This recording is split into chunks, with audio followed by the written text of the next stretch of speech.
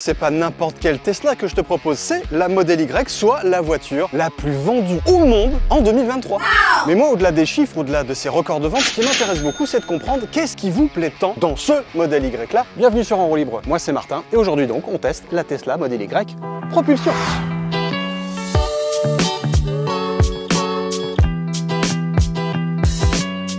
Le premier truc qui plaît dans une Tesla, c'est évidemment le jus de l'électrique et le jus de la Tesla. Donc on commence cette vidéo par un traditionnel et complètement débile 0 à 70. 3, 2,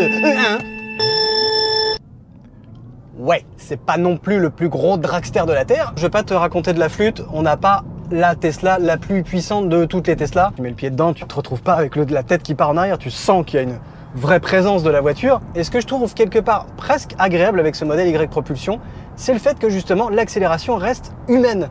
On se sent pas complètement débordé par une puissance complètement starbée. Là, non, tu gères quand même voilà, l'arrivée du jus. Elle se fait pas de façon ultra progressive, c'est quand même assez on-off, mais c'est moins violent et moins inhumain que dans certaines autres électriques qui pour le coup sont presque désagréables. Celle-là, elle est cool. Et dis donc, je viens de me rendre compte d'une chose. On n'a toujours pas fait le tour du propriétaire de notre Tesla Model Y. On se le fait rapide. C'est 4,75 m de long.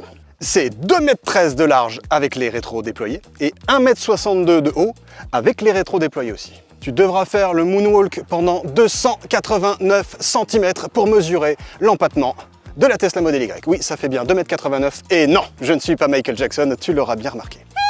Côté poids, la Model Y plafonne à 1909 kg à vide, donc avec moi dedans et un ou deux copains, on dépasse largement les 2 tonnes. Capacité de la batterie ou du réservoir. Bon, alors officiellement, Tesla communique pas de chiffres sur la capacité de sa batterie sur cette Tesla Model Y Propulsion. Je me suis un peu rencardé et c'est aux alentours des 60 kWh et des 57,5 kWh utiles. Il faut aussi jouer un petit peu aux devinettes pour connaître la puissance du seul moteur à l'arrière qui équipe cette Tesla Model Y Propulsion, puisque selon les sources, Tesla communique une fois de plus pas de ce genre de données. Il oscille entre 275 et 300 chevaux pour un couple, lui, qui s'étalonnerait aux alentours des 420 Nm.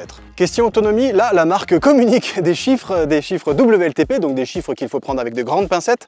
455 km en été, 333 en hiver et un petit peu moins sur autoroute évidemment puisque ça consomme un peu plus. Dans la vraie vie de tous les jours, quand ta batterie est chargée à 100%, le compteur de la Tesla affiche 418 km en été, quand il fait chaud. La Tesla Model Y Propulsion débarque avec un chargeur intégré pour du courant alternatif qui plafonne à 11 kW et elle nous propose une crête de charge en courant continu de 170 kW. Les modèles un petit peu au-dessus, performance et long range, plafonnent à 250 kW. Ça va un peu plus vite, mais il y a une batterie plus grosse, donc ça s'équilibre au niveau temps de charge normalement. Côté tarif, à la mi-2023, au moment où on fait ce tournage, la Tesla Model Y Propulsion démarre à partir de 45 990 €. Tu vas me dire, oh, c'est pas donné. Ouais, mais bon, t'as quand même accès en France en particulier à 5000 balles de bonus si tu es un particulier. Donc, ta Model Y de base tombe à environ 41 000 €. C'est quand même pas négligeable. Sauf si tu veux ta Tesla Model Y, typiquement dans cette couleur-là. Parce que si tu mets l'option à 1600 balles qui va bien, bah ta voiture elle coûte plus de 47 000 € prix catalogue et donc elle n'est plus éligible au bonus écologique. Donc typiquement, la Tesla Model Y bleue toute belle qu'on a là, eh ben, elle coûte plus de 47 000 €. Dommage. En parlant un petit peu de comportement et de comportement peut-être pas dynamique parce qu'on n'est pas en présence d'une sportive bien évidemment, mais de comportement dynamique au sens qu'on a quand même quasiment 300 chevaux sous le pied droit et qu'on a envie de temps en temps de lui rentrer dans la figure. Est-ce que cette voiture-là est cohérente avec son gabarit et sa puissance? Parce que c'est souvent ça le problème des électriques, c'est d'avoir beaucoup de puissance mais d'avoir des trains roulants qui sont pas en accord avec ça. Les premiers coups de volant que tu mets, ils sont ni trop mous ni trop durs artificiellement parlant. Tu as 3 modes différents de gestion, on va dire, de l'assistance de ton volant. Tu as direction assistée confort, direction assistée standard et direction assistée sport. En gros, plus tu es en confort, plus ça va être mou, alors vraiment, voilà. Et plus tu es en sport, et plus c'est censé être un peu plus verrouillé artificiellement. Moi, je me suis volontairement mis en standard, et l'accélération, je l'ai mis en standard aussi, ce qui est à peu près le normal, puisque le confort te bride, on va dire, l'arrivée de la puissance, même si c'est à peu près le même délire. On n'a pas une voiture qui se fait déborder par son train arrière trop vite. Quand tu mets des coups de volant, tu as une certaine mollesse de l'avant, mais tu as quand même des pneus en 19 pouces. Donc franchement, oui, ça a tendance à tenir le pavé. Et surtout, l'amortissement est relativement ferme. Alors, je sais que beaucoup de gens disent « Ouais, l'amortissement Tesla, c'est trop ferme de ouf. Non, mais c'est pas normal. » Je suis pas d'accord. Je suis pas d'accord pour la simple et bonne raison que justement, ça permet d'avoir cette cohérence entre des trains roulants et un moteur et une capacité d'accélération et donc de freinage aussi Tout ça est cohérent. Si tu avais une suspension trop molle, tu aurais une voiture qui partirait dans tous les sens dès que tu les demandes un peu trop. Avec ce modèle Y là, on a les suspensions Tesla qui sont relativement fermes. C'est pas tape-cul non plus, hein. Ça reste confortable. Mais qui sont vraiment en cohérence avec cette capacité d'accélération. Là, tu vois, c'est quand même fort, quoi. On est déjà à des vitesses assez élevées, quoi. La tenue de cap est vraiment bonne. C'est vraiment très agréable de la mener. On sent bien où sont les appuis de la voiture. Elle est progressive dans son changement d'appui. Il n'y en a pas quelque chose qui se fait embarquer d'un coup. Tu vois, voilà, c'est toi qui l'emmène se faire un peu embarquer par son poids. Tu gères en gros ta voiture. Et en ça, c'est hyper plaisant parce que on n'a pas quelque chose de ni trop aseptisé, ni trop mou, ni trop dur. On a un bon entre-deux qui fonctionne vraiment bien et qui donne envie, pas d'aller à des vitesses folles, faut pas déconner, mais de pouvoir emmener cette voiture bon train sans se faire peur. Et ça, c'est un vrai bon point niveau dynamique. Un autre très bon point niveau dynamique, c'est le freinage de cette modèle Y. Évidemment, tu as un frein régénératif qui est hyper fort. Il y a un mode de frein régénératif, en gros, c'est un one pedal. Ça veut dire que si tu lâches l'accélérateur, la voiture va jusqu'à l'arrêt. Donc si tu roules pas à des vitesses complètement starbées, tu peux conduire juste avec une pédale, la pédale d'accélération. Et ça, c'est trop cool. Ok, le one pedal, c'est hyper pratique et c'est hyper cool, mais tu as aussi accès à une pédale classique qui fonctionne vraiment pas mal du tout. Parce que concrètement, si tu as besoin de t'arrêter d'un seul coup, tu n'as pas un retour de pédale chelou et t'as pas un dialogue étrange qui peut être le cas sur pas mal d'autres électriques entre le frein régénératif, donc le frein du moteur en lui-même, et le frein, on va dire, plus classique, plus mécanique des freins à disque de cette voiture. Je regarde un petit coup dans le rétro, voir s'il n'y a pas grand monde derrière. Là, je suis très exactement à 74 à l'heure et je vais mettre un énorme coup de frein pour voir si cette voiture freine vraiment bien. T'es prêt? 3, 2, 1. Ouais, la voiture freine quand même pas mal. Évidemment, tu sens que le poids l'a fait se tanker totalement sur son train avant et tu sens que elle a un peu du mal à s'arrêter. Encore une fois, c'est pas une sportive, c'est pas quelque chose qui va gripper le pavé, mais la réponse à la pédale de frein, même si elle est relativement molle, elle est quand même là. Tu sens que tu freines et plus tu appuies et plus ça freine. Donc ça, à ce niveau-là aussi, d'un point de vue comportement dynamique et d'un point de vue sécuritaire, c'est un bon point pour la modèle Y. Je te connais, toi, le gros geek ou la grosse geekette. Ce qui te plaît beaucoup aussi dans une Tesla, et en particulier dans ce modèle Y, c'est le fait qu'elle soit hyper connectée. Premier truc qui me fait dire que cette Tesla est hyper connectée, c'est le fait que tu aies un accès main libre. Ça, c'est pas très nouveau, il y a beaucoup de voitures qui font ça, tu as la clé dans la poche, pas de souci. Sauf que là, est-ce que tu vois des clés dans mes mains? Non. Il y a soit la carte Tesla, soit ton smartphone. Très concrètement, ta voiture, tu la contrôles grâce à l'appli Tesla. Et tu peux clairement faire tout un tas de trucs. Tu tapes contrôle et si tu as envie d'ouvrir ton coffre, tu ouvres ton coffre. Tu peux ouvrir ta trappe de recharge, tu peux la fermer si tu as envie, voilà, c'est rigolo. Tu peux ouvrir ton coffre avant, puisque oui, il y a un coffre avant, on le verra un peu plus tard. Au niveau de l'accessibilité, tu peux la faire klaxonner aussi. Voilà, si tu as envie de déranger tes voisins. Bon, je te connais, tu vas me dire, hé gros malin, si j'ai pas de smartphone dernière génération avec les applis, les machins, les bidules, je fais comment pour conduire ma Tesla? Tu peux le faire avec la carte Tesla, qui est une carte avec une puce NFT que tu bidouilles comme ça. Mais ce qui serait dommage de ne pas avoir cette connectivité avec ton smartphone, ton Android ou ton Apple, c'est quand même de pouvoir profiter de toutes les fonctionnalités qui peuvent paraître un peu geek au premier abord, mais qui à l'usage sont hyper pertinentes. Et tu as toujours ton téléphone dans la poche si tu es un gros geek comme moi. Et forcément, tu as accès à toutes les fonctionnalités de ta voiture qui sont en plus multiples. Je te montre ça. L'idée, ça va évidemment pas être de te faire le mode d'emploi de la Tesla et de te montrer toutes les fonctionnalités qui sont disponibles via l'appli et qui est connectée à la voiture, parce que sinon on en est encore pour 2 jours et c'est pas le but du tout de la vidéo. Mais il y en a 2 ou 3 mois que je trouve hyper pertinentes à l'usage. La première, c'est ce qu'on appelle le mode Sentinelle. Bon, ça c'est lié à un petit abonnement en plus parce que ça consomme beaucoup de données, je crois que ça coûte aux alentours de 10 balles par mois, mais c'est quand même hyper pratique. Qu'est-ce que ça veut dire le mode Sentinelle? Concrètement, ma voiture est fermée et où que je sois, je peux voir ce que voit ma Tesla sur les caméras de côté, sur les caméras de devant et de derrière, et bien sûr à l'intérieur. Donc je vois en temps réel ce qui se passe. Et ce qui est hyper cool aussi, c'est que si quelqu'un commence à s'approcher un petit peu trop de ta voiture et que tu sens que ça va pas le faire, soit tu déclenches un gros paix, soit tu fais carrément klaxonner la voiture pour éloigner les méchants. Oui, bien sûr, tu peux gérer la climatisation à distance de ta voiture, mais Tesla y a ajouté encore une fois un petit plus qui est quand même pas débile d'un point de vue pratique. C'est le mode wouf. Et en gros, quand tu mets ton mode chien, la température à l'intérieur de ta voiture reste à la température désirée, à savoir par exemple 22 degrés. Donc en gros, tu peux laisser ton chien tranquillement dans la voiture alors qu'elle est fermée. Et en plus, ce qui est hyper cool, c'est que tu as un petit message. Mon chauffeur arrive, pas d'inquiétude, la clim est sur 22 degrés. Et au-delà du mode wouf, tu as le mode camping. Alors tu vas me dire, qui c'est le mode camping dans une voiture de ce type-là? Ça n'a rien à foutre là-dedans. Bah en fait si, parce que très concrètement, vu la place que tu as à l'arrière, quand tu abaisses les sièges, on le fera dans 2 secondes, tu vas te rendre compte assez rapidement qu'on peut en faire un camping-car. Et que donc quand tu actives ton mode camping, ça te dit très concrètement que hop, tu as la climatisation comme tu en as envie, que tu peux encore recharger des choses dans ta voiture, ton smartphone, les prises USB sont toujours actives et surtout que tu peux fermer ta voiture et donc dormir plus ou moins tranquillement dans ta Tesla. Donc oui, tout est hyper centralisé, tout est hyper connecté et évidemment la grande centrale, le grand carrefour de navigation et même de toutes les fonctions de la voiture, c'est cet énorme écran et tu t'en rends compte, il n'y a rien d'autre que ça, il n'y a pas un écran devant pour afficher la vitesse, ça ce sera peut-être un petit défaut, on le verra, et il n'y a absolument rien, sauf cet énorme écran qui centralise tout. Ouais, tu le vois, le degré d'épuration des commandes, il est tel que il n'y a que 2 commodos, il y a celui-là qui gère à faire marche avant, marche arrière, frein de parking par ici, et de ce côté-là, le traditionnel clignotant dans un sens d'ailleurs avec un petit rappel des 2 caméras qui sont à gauche et à droite pour gérer tes angles morts, que tu peux d'ailleurs mettre à peu près où tu veux dans ton écran, si ça te gêne ou pas, hop. Et puis les essuie-glaces que tu enclenches avec une pression par ici, ensuite que tu gères une nouvelle fois, soit à l'écran, soit avec le volant, en gérant un petit peu avec la molette. Mais sinon, tu vois, il y a 0 bouton, tout est hyper épuré. Tu as la place pour tes 2 smartphones qui vont recharger d'ailleurs avec des recharges à induction par ici. Et puis il n'y a rien du tout, quoi. Même pour ouvrir ta porte, tu sais pas comment on fait, t'as pas de poignée, mais en fait non. C'est un petit bouton qui est là, faut appuyer dessus et hop, ça s'ouvre toute seule. C'est pas beau ça? À ce niveau-là, au niveau de son hyper connectivité et du fait que tout soit centralisé sur cette espèce de grande dalle numérique hyper réactive, je comprends qu'une Tesla Model Y soit l'une des voitures les plus vendues au monde, si ce n'est la plus vendue au monde cette année, d'autant plus que c'est une voiture qui fait des paix, et ça me plaît. Les paix c'est bien mignon, ça me fait bien rigoler. Pardon, j'en ai refait un petit. Il y a quand même quelque chose qui doit normalement te plaire énormément dans une voiture, surtout une voiture familiale de ce genre-là, c'est son habitabilité. Est-ce que le coffre de cette Tesla Model Y est grand? On n'a qu'à l'ouvrir. Ouverture du coffre arrière. Allons voir ça. Et très concrètement, le coffre arrière de cette Tesla Model Y, il est énormissime. Tu as quand même un volume de chargement utile de 854 litres. Et évidemment, les 854 litres, ils comprennent cet énorme sous-coffre qui te permet de mettre tes câbles de recharge ou autre.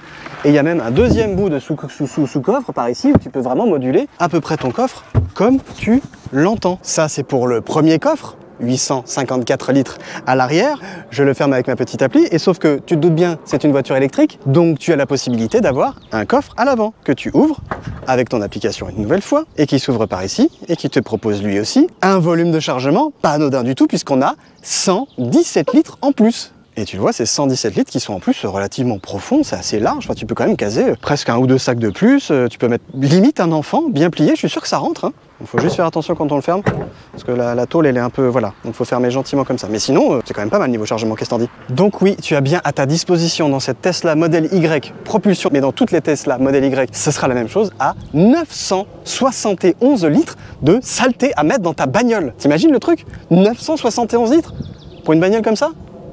C'est ouf. Mais le pire du pire, c'est que tu peux évidemment vous faire basculer les banquettes électriquement par ici, facilement.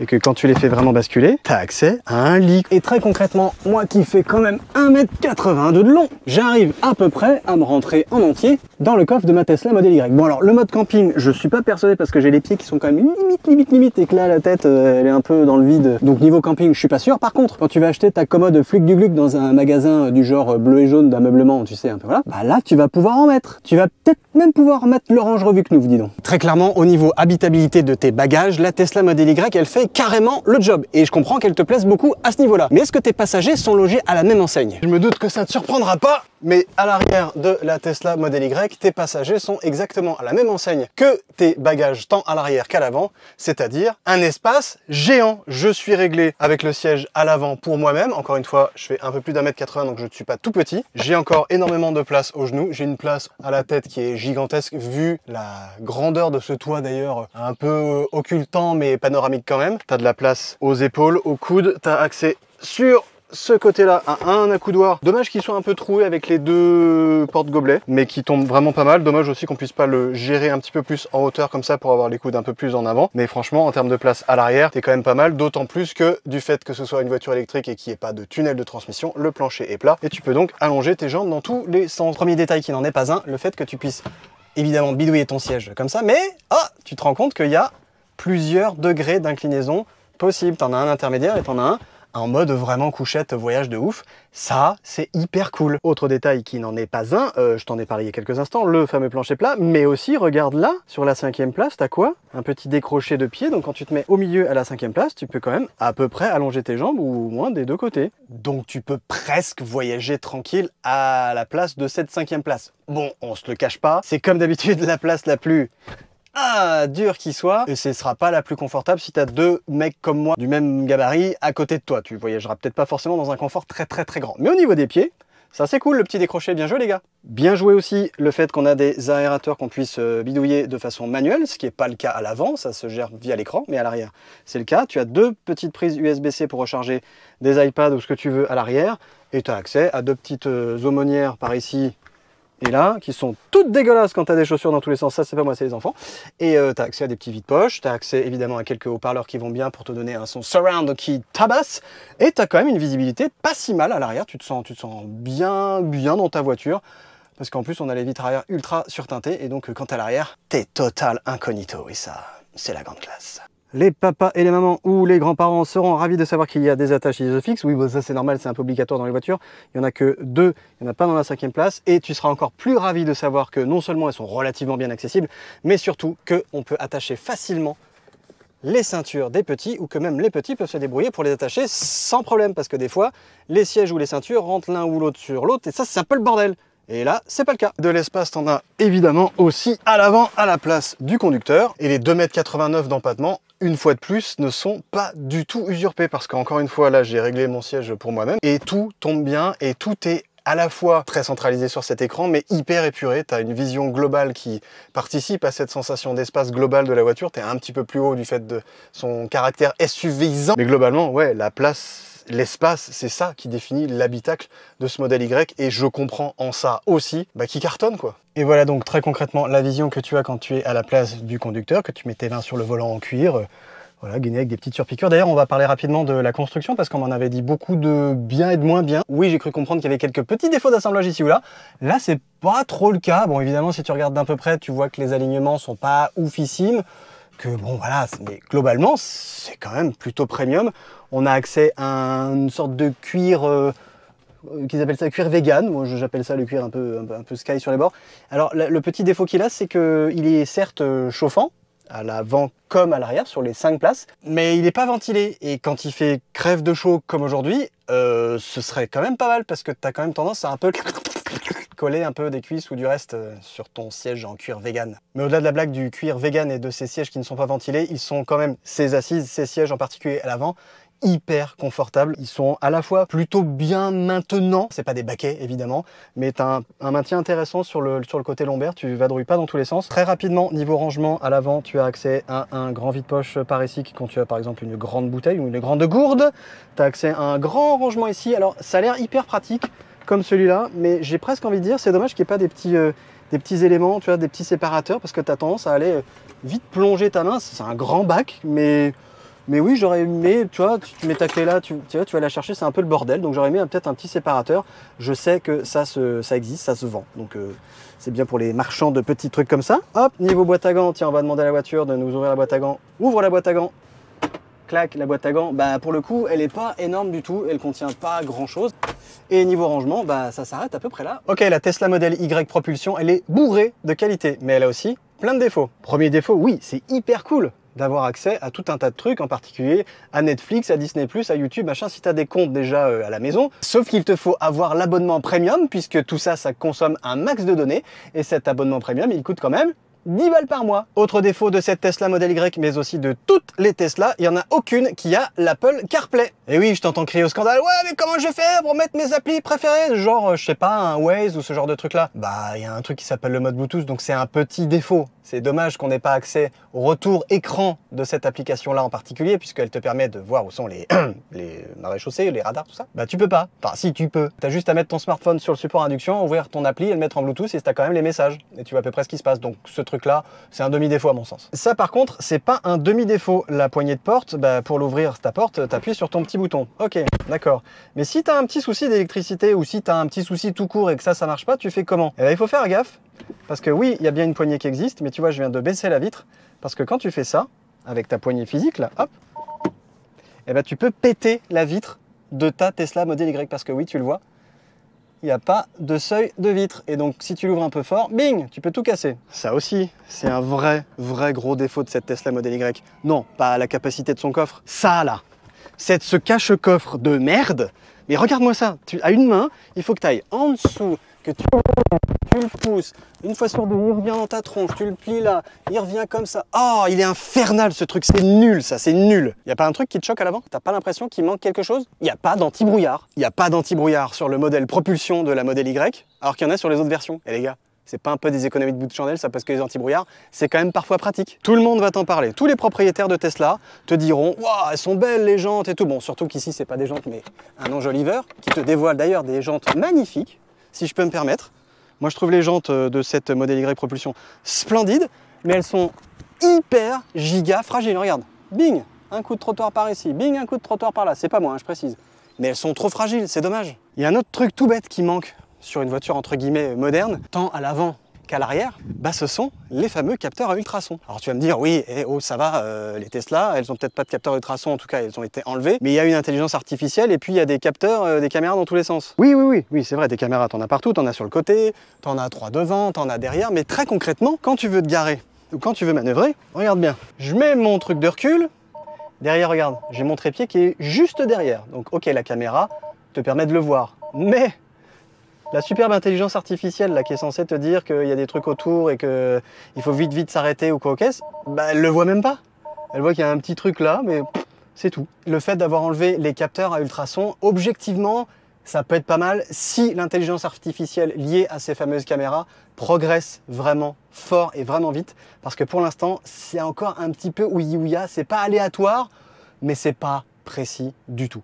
Et pour manœuvrer ce gros machin-là, on a besoin de trucs précis. Sinon, on raye les jantes. Ça aussi, c'est un énorme défaut de cette Tesla Model Y. Pas son énorme toit panoramique qui est teinté, tu vois, machin. Il laisse passer, tu vois, les nuages, mais il laisse pas trop passer le soleil. Mais là, je le touche, il est hyper brûlant, le truc. Expliquez-moi, pourquoi il n'y a pas ne serait-ce qu'un cache mécanique qui permet, bah, je sais pas, d'occulter complètement la voiture si t'as pas envie de te faire cramer la gueule. Je sais pas, non? Et puis, dernier truc un peu relou, c'est hyper cool. Tout ce côté épuré et centralisé sur l'écran, mais sur des commandes très simples du style, tu as envie de régler tes rétros dans n'importe quelle voiture, tu as un petit molette bing bam boum, tu le fais en 2 clics et c'est fait. Là, c'est 1 clic, 2 clics sur contrôle, 3 clics sur rétroviseur. Après, il faut que tu te souviennes que c'est là que ça se passe, que là tu le mets à gauche, que là tu le mets à droite, ou que là tu le montes, ou là tu le descends. C'est hyper pratique dans un sens quand tu sais le faire vite, mais avant, c'est plein de petits clics pour une action hyper simple. C'est dommage. C'est bien mignon tout ça, mais on n'a pas encore parlé ni de consommation, ni de facilité à faire une recharge avec cette Tesla. Et parce qu'on est quand même dans une voiture 100% électrique. Et quand tu as une voiture 100% électrique et que tu n'as pas forcément l'habitude d'avoir une voiture 100% électrique, le truc qui te fait vraiment flipper, c'est de la recharger facilement ou non. Et à ce niveau-là, cette Tesla, encore une fois, elle casse beaucoup de fessiers, pour être poli. Le premier truc hyper rassurant, c'est donc de trouver facilement des bornes de recharge grâce à l'outil de navigation. Tu fais un clic par ici, un autre clic par là, et ça te donne toutes les recharges qui sont à proximité. Je dis bien toutes les recharges. Les recharges référencées Tesla, les superchargeurs évidemment, mais aussi toutes les stations que tu auras sélectionnées préalablement, parce que oui, comme tu le vois, il y a plusieurs petites étoiles ou plusieurs petits zébras électriques là. Les 3, c'est les plus gros chargeurs, les 2, c'est les moyens chargeurs, et les 1, c'est les tout petits chargeurs. Donc toi, si tu veux vraiment choper que les gros chargeurs, t'enlèves les autres, et hop, il te dit par exemple que le superchargeur de Parley 2, qui est à 9 km, nous affiche 12 bornes disponibles. Et en plus, ça te donne le prix 0,34 € du kilowattheure, et à Vélizy, c'est un petit peu moins cher. Vu que je suis un peu un gros pingre, on va aller voir là-bas si on y est. Et on va aller d'autant plus là-bas voir si on y est que j'ai que 15% de batterie, et donc l'idée ça va vraiment être de la baisser le plus possible cette charge de batterie pour qu'on ait la courbe de charge la meilleure possible pour voir si les 170 kW de cette Tesla propulsion sont réels ou pas, et surtout s'ils tiennent longtemps. Tiens, juste pour info, là regarde, je viens de mettre la voiture en mode drive, tu peux changer l'affichage par ici, tu vois, tu as le pourcentage de batterie. Donc là, j'ai 15% de batterie disponible, soit l'équivalent de 64 km. Donc a priori, quand on devra arriver à 8%, on n'aura plus grand-chose. Un truc pas inintéressant du tout sur cette Tesla Model Y propulsion, comme sur la grande majorité, voire l'intégralité des Tesla, il y a un préchauffage, un préconditionnement de la batterie. Et ce préconditionnement, il vient juste de se mettre en route parce que tu entends la pompe à chaleur qui commence à faire... Tu entends une espèce de ronronnement bizarre, tu dis tiens, c'est la clim, qu'est-ce que c'est? Non, c'est le préconditionnement. Et ce préconditionnement, tu vois, il s'affiche par ici, on le voit. Donc clairement, tu sais quand ta batterie se met en chauffe pour accepter le plus possible, la plus grande charge possible dans les meilleures conditions possibles. Donc là aussi, ça c'est cool de l'afficher. En plus, bon tu l'entends, mais c'est quand même chouette de l'afficher parce qu'on sait tout de suite que la batterie sera dans les bonnes conditions pour mieux charger. Et il n'est pas anodin ce préconditionnement puisqu'on est quand même à 10 km de notre destination, là où il y a notre superchargeur. Donc la batterie va préchauffer pendant quasiment 20 minutes. C'est énorme, non?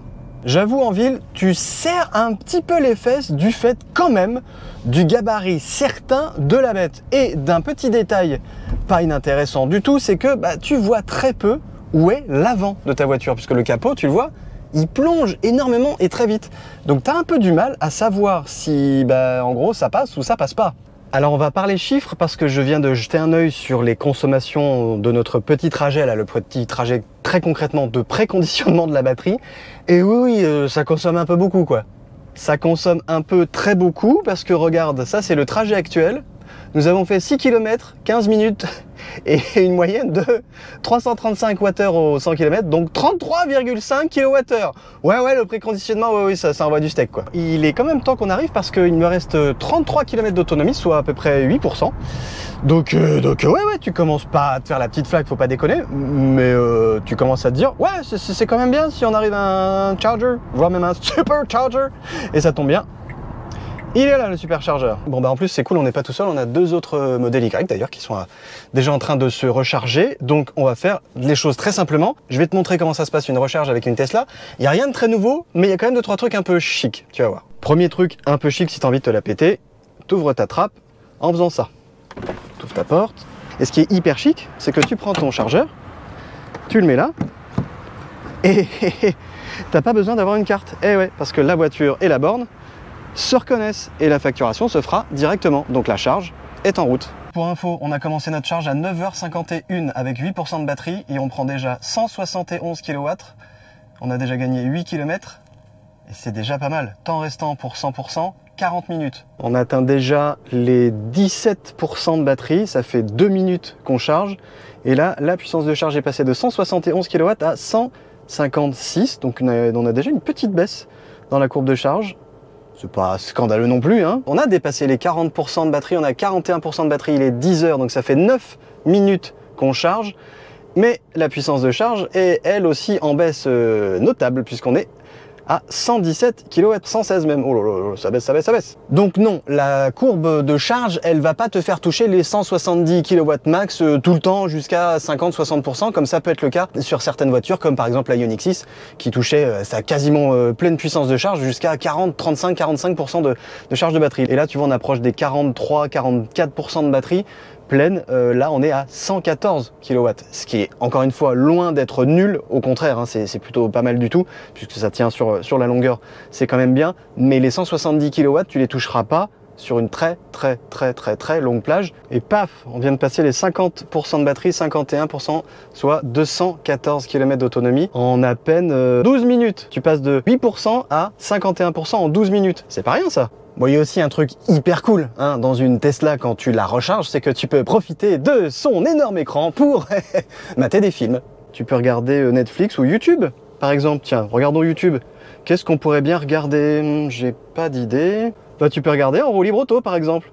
Et par exemple, si tu veux t'abonner, c'est pas une mauvaise idée. Tu peux vraiment regarder ce que tu veux et tu peux vraiment passer du temps à la recharge de façon assez tranquille, surtout si tu as les enfants derrière et que tu es en vacances ou quoi caisse. Voilà, le temps de recharge, c'est plus un temps désagréable. Ça, c'est quand même aussi pas anodin de le noter. Pour info, j'ai mis une limite de charge.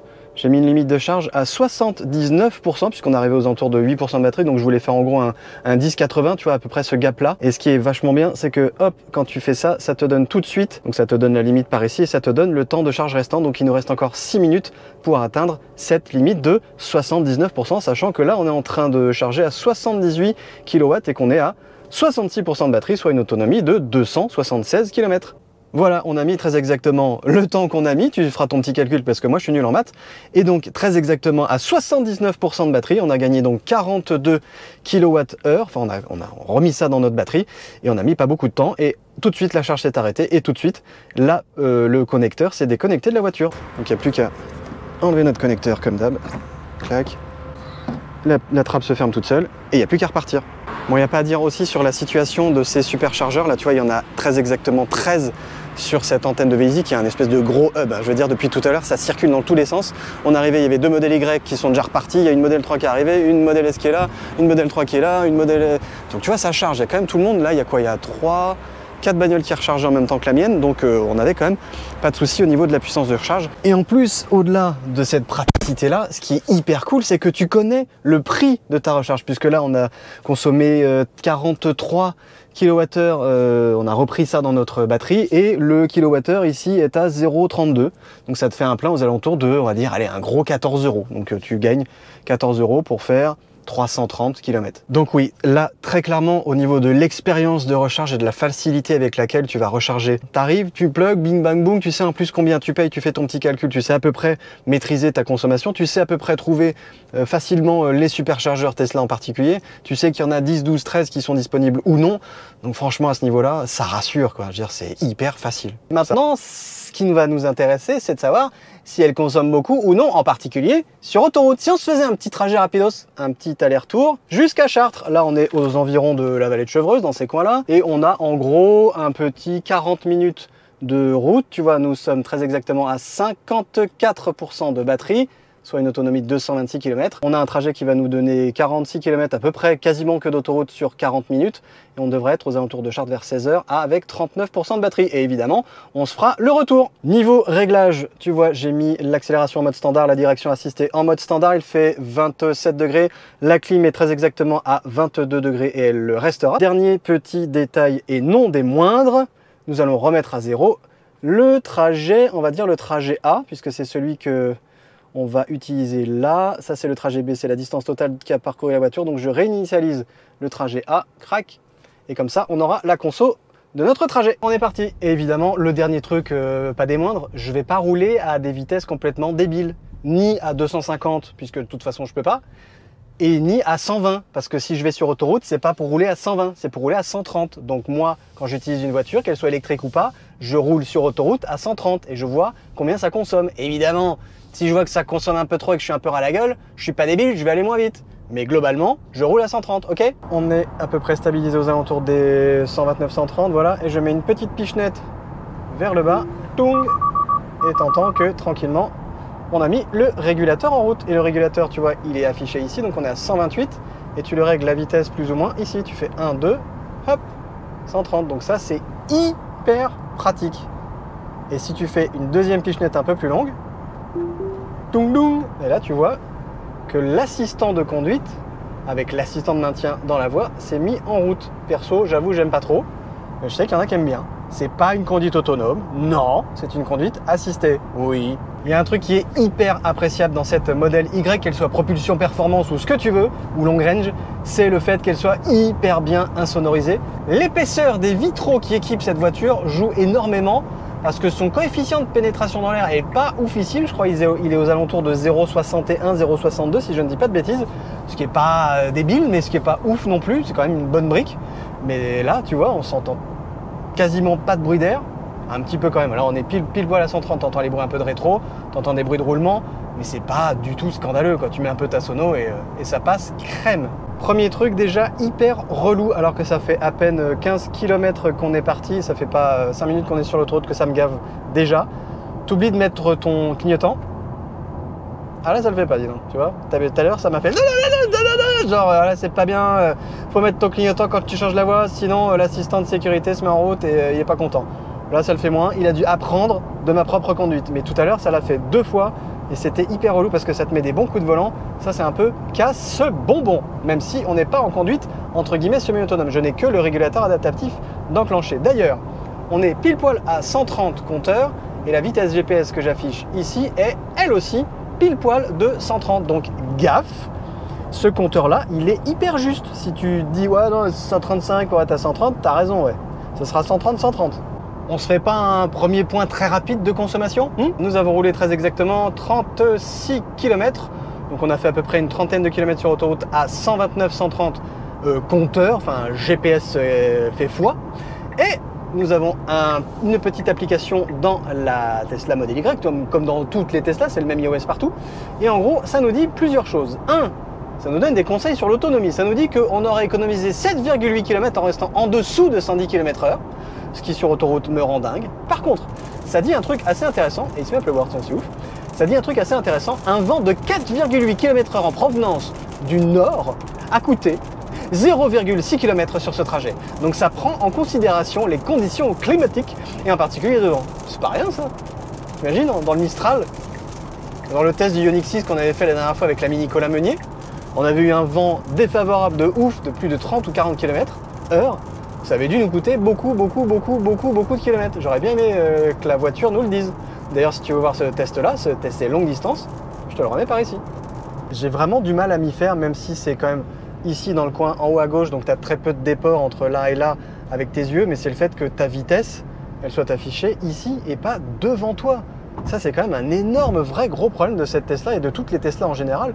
Le fait que c'est quand même un truc hyper important de savoir à quelle vitesse tu roules. T'as pas envie de te faire chourer ton permis ou autre, ou de le perdre bêtement alors que tu aurais juste besoin d'une petite visée tête haute là, ou je sais pas, d'un petit rappel, j'en sais rien, un petit écran, une petite saleté en plus quoi. Ouais, ça c'est quand même un vrai gros défaut, en tout cas sur des longs trajets, c'est d'avoir à décaler son regard de façon assez importante pour voir ne serait-ce que à quelle vitesse on est. T'es toujours un peu trop le regard sur cet écran. Moi, c'est devant que j'ai envie de regarder quand je conduis pas, trop sur mon écran. Et voilà, déjà le premier bout de notre trajet autoroutier qui s'achève avec la première barre de péage. Mais t'inquiète, on va retourner dans l'autre sens, va. Petite pause syndicale pour se rendre compte des consommations de notre voiture. Qui a consommé sur le trajet A qui nous importe. Le trajet A, c'est celui qu'on a réinitialisé tout à l'heure. On a fait 55 km.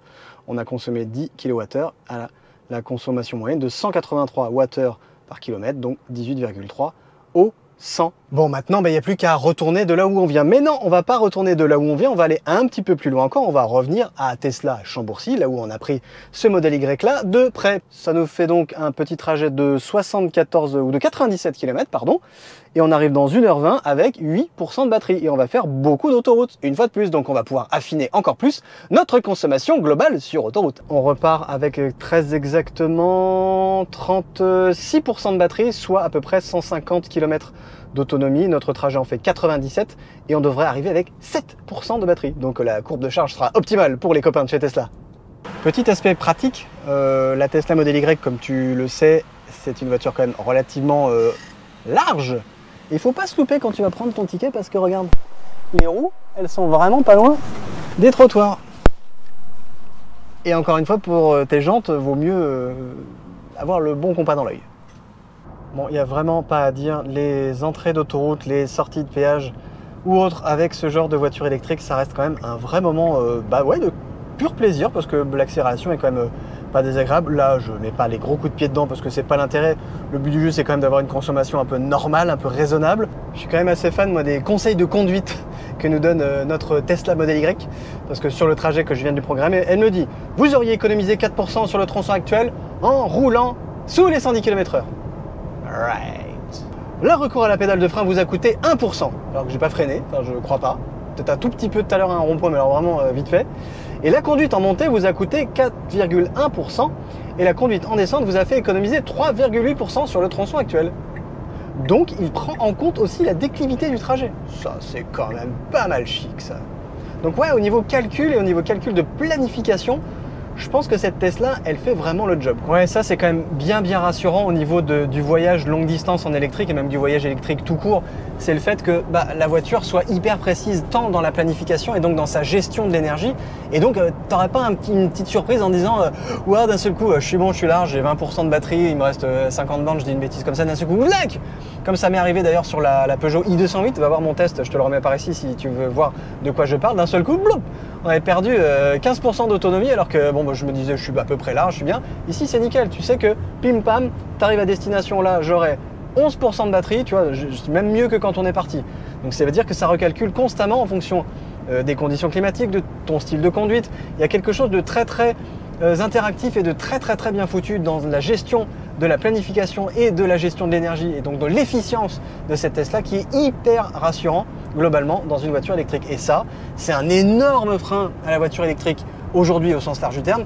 L'efficience, la gestion de l'autonomie au sens j'ai peur, et puis la facilité de recharge. Et on a vu qu'à ces deux niveaux-là, cette Tesla-là, elle casse encore quelques derrière.